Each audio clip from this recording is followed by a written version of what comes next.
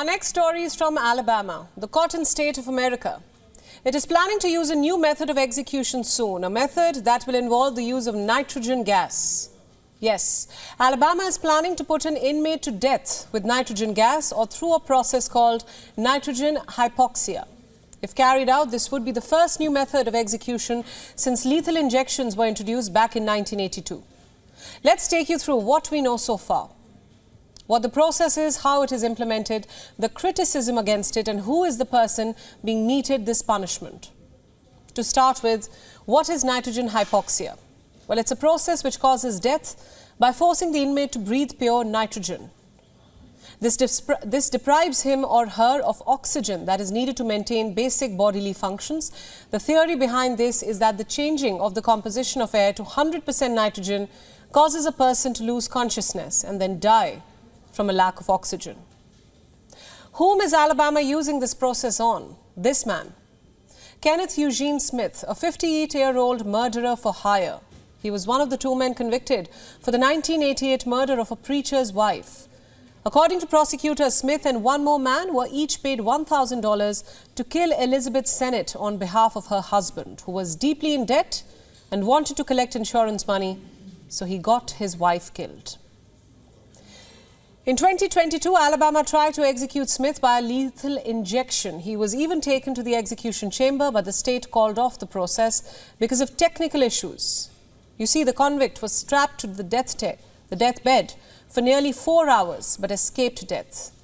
This time, he won't be so lucky. The state plans to place a respiratory-type face mask over Smith's nose and mouth. The mask will then replace breathable air with nitrogen, causing him to die from lack of oxygen.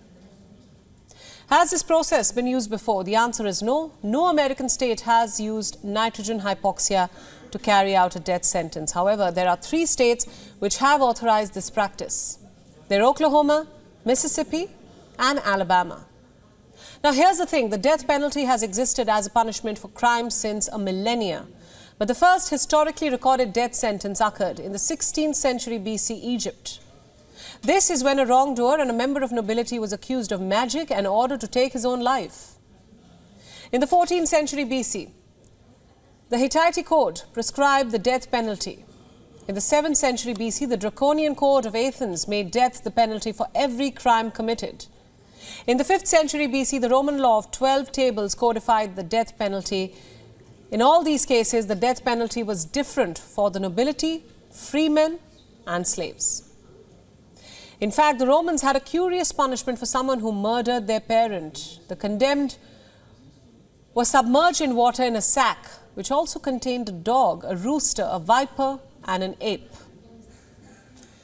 But the most notorious death sentence in history was in 399 BC. This is when Greek philosopher Socrates was required to drink poison over corruption charges. Cut to the present, and the methods of execution have evolved. Different countries have different methods. To start with, some countries use shooting to execute convicts. It typically involves a prisoner being bound to a chair as shooters aim for their heart from a distance away. This is practiced in countries like China, Indonesia, North Korea, Saudi Arabia, Somalia, Taiwan, and Yemen. Then we have beheading. It is a form of execution that is common in Saudi Arabia. It carries out beheadings publicly using a sword, usually in a town square, publicly, or close to a prison. Crimes punishable by death in Saudi Arabia include adultery, blasphemy, fornication, homosexuality, and sorcery. And then in the United States, some common types of executions are lethal injection and electrocution. In the case of electrocution, a prisoner is shaved and strapped to a chair. A metal skull cap-shaped electrode is then attached to their scalp, and a jolt of 500 to 2,000 volts, which lasts for about 30 seconds, is administered till the prisoner is declared dead. The process of using nitrogen will mark a first, but critics are calling it a cruel punishment. This includes the United Nations. A top UN human rights official has said that the planned execution amounts to torture. Will that stop authorities from going forward?